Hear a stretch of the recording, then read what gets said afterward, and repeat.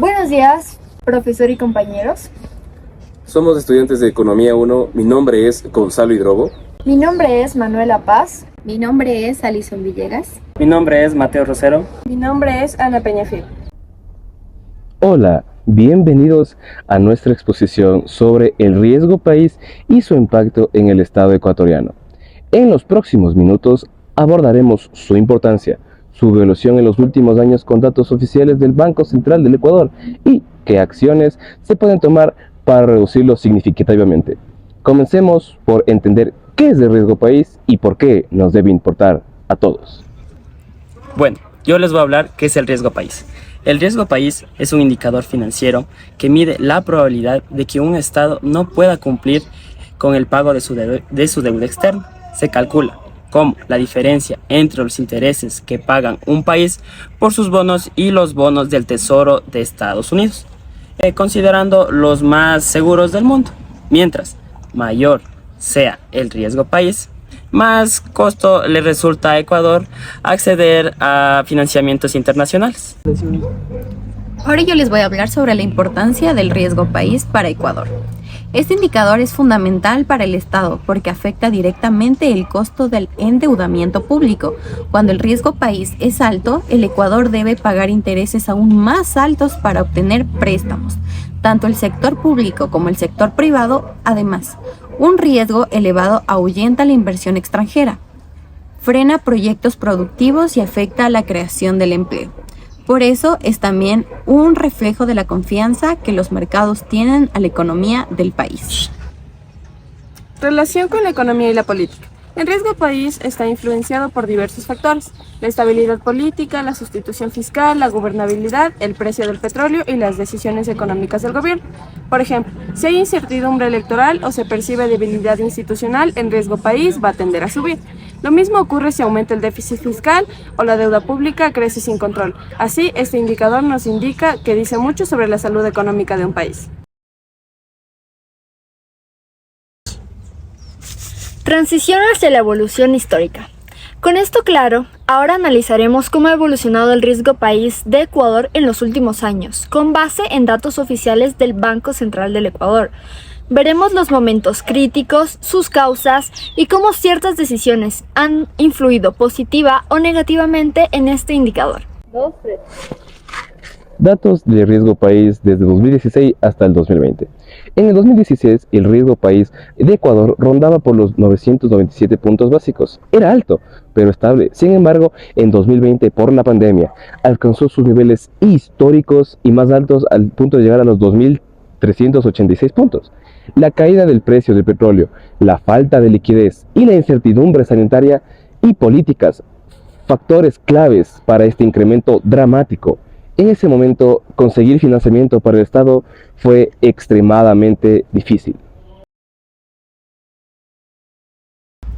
Periodo del 2021 a 2023. Entre el 2021 y 2023, el riesgo país se mantuvo en niveles altos, pero fluctuantes. En algunos momentos bajó gracias a acuerdos con el FMI y la mejora del precio del crudo, pero subió nuevamente por conflictos internos, protestas sociales y tensiones políticas. En noviembre del 2023, cuando asumió el presidente Daniel Noboa, el indicador alcanzó el 1.995 puntos. Año 2024 e inicios del 2025. Durante 2024 el riesgo país se mantuvo en una tendencia descendente moderada. A inicios del 2025 se ubica en aproximadamente 1.200 puntos. Sin embargo, en abril, debido al proceso electoral y la incertidumbre sobre los resultados, se disparó nuevamente.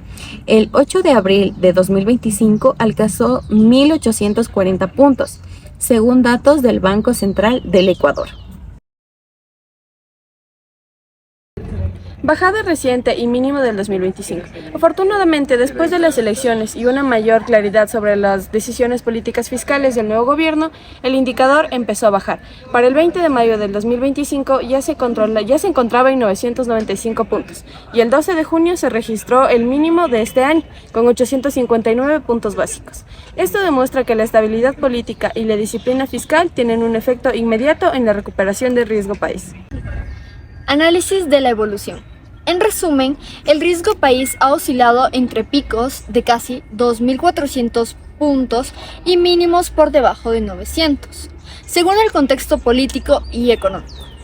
Las lecciones son claras, la incertidumbre lo eleva y la estabilidad lo reduce. Por eso, ahora vamos a explicar qué acciones concretas puede tomar el Ecuador para reducir de manera sostenida este indicador. La primera estrategia es clave, es mantener una política fiscal responsable. Esto implica reducir el déficit del Estado, gastar con eficiencia y aumentar la recaudación sin afectar el crecimiento económico. El acuerdo reciente del FMI, el Fondo Monetario Internacional, por más de 4.000 millones de dólares, exige este tipo de compromisos que sí cumplen y generan confianza entre los mercados internacionales. Reestructuración de deuda. Otra medida es la gestión inteligente de la deuda externa. Ecuador puede negociar a cortos plazos tasas más bajas y diversificar sus fuentes de financiamiento. Reestructurar no significa dejar de pagar, sino hacerlo de forma ordenada y sostenible sin comprometer el futuro del país. Esto también ayuda a reducir el riesgo país. Bueno, ahora les vamos a hablar sobre la diversificación productiva. Además, Ecuador necesita reducir su dependencia del petróleo, fomentar sectores como la agroindustria, el turismo, la tecnología y los servicios. Estos pueden generar ingresos sostenibles y estables. Cuando la economía es más diversificada, es más resiliente a las crisis externas y eso se refleja en un menor riesgo país. Acuerdos con organismos multilaterales.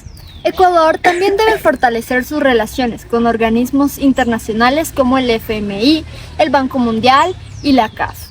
Estos acuerdos no solo ofrecen recursos, sino también credibilidad técnica. Un país que cumple con estándares internacionales es percibido como más confiable y tiene menores tasas de intereses en los mercados. A nivel interno, también es necesario fortalecer el sistema financiero. Esto incluye una mejor supervisión bancaria, incentivos al crédito productivo y educación financiera. Un sistema financiero sólido permite mayor inversión y reduce la percepción de riesgo. Además, protege a la población ante eventuales crisis económicas. Reservas internacionales y confianza. Aumentar las reservas internacionales también es fundamental. Estas actúan como un colchón frente a crisis externas y su presencia de confianza a los acreedores y a los mercados. Cuando el país tiene reservas suficientes, se reduce el temor a una falta de pago y, por tanto, el riesgo país baja. Síntesis del problema. El riesgo país es más que un número financiero, es un reflejo de la confianza, de la estabilidad y la salud económica de un país. Para Ecuador, representa la diferencia entre acceder a un crédito barato o enfrentar restricciones severas. Un impacto se siente en la inversión, el empleo, la inflación y la calidad de vida. La historia reciente nos enseña que el riesgo país sube con la inestabilidad y baja con las buenas decisiones. En 2020 llegó a 2.386 puntos, pero en cambio en el año 2025 bajó a 859 puntos.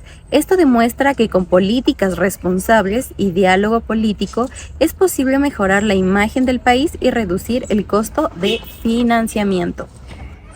Llamado a la acción.